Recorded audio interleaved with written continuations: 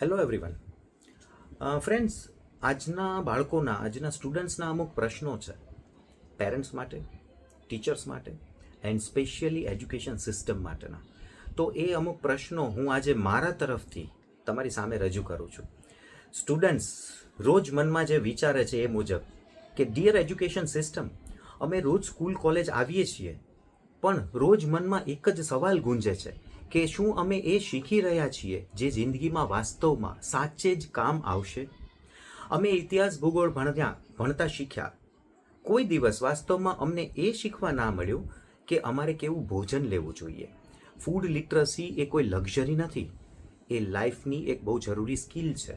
એ અમને ભણવામાં નથી આવી. તાજા ફળ શાકભાજી કેવા હોય, કેવા દેખાતા હોય, એની કેવી રીતે ખબર પડે? ફળ શાકભાજી ફ્રેશ છે કે સડી ગયેલા છે, એ ક્યારે ખ્યાલ આવશે? કારણ કે તાજગી એ માત્ર સ્વાદનો નહીં પરંતુ તંદુરસ્તીનો મુદ્દો છે. એગ્રીકલ્ચરના ચેપ્ટર્સ તો બહુ ભણ્યા, પરંતુ એક પણ બીજ વાસ્તવમાં વાવીને તેની માવજત કરીને ઉગાડવાનું ન શીખવ્યું. ખાવાનું કેમ ઉગે છે એ ખબર પડે તો કદાચ ખાવાનાની કદર પણ થવા લાગે. સાચી હેલ્થ શું છે?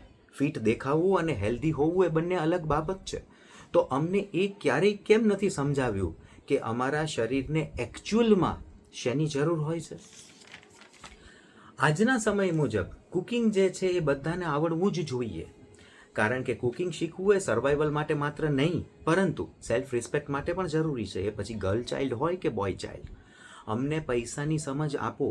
આજના સમય મુજબ, આજના એરા મુજબ EMI, ટેક્સીસ, સેવિંગ્સ, ઇન્વેસ્ટમેન્ટ્સ, આ બધું લાઈફમાં સમયસર શીખવું જરૂરી છે.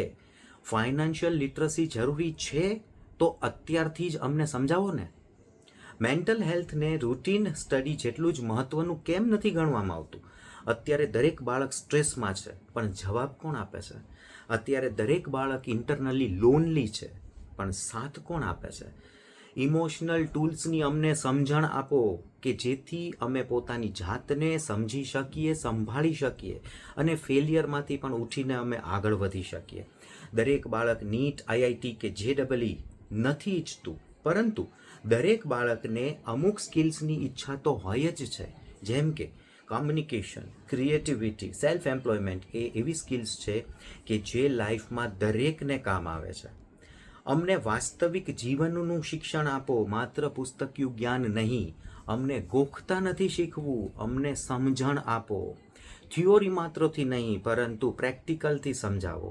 એવું ભણતર કે જે જીવન માટે તૈયાર કરે, માત્ર માર્કશીટ્સમાં માર્ક્સ માટે નહીં. કારણ કે આ માત્ર ક્લાસરૂમની વાત નથી, આ અમારા ફ્યુચરનો, અમારા જીવનનો સવાલ છે. અમને એ શીખવો કે જે જીવવા માટે, જીવન માટે મદદ કરે, માત્ર પાસ થવા નહીં. Think about it.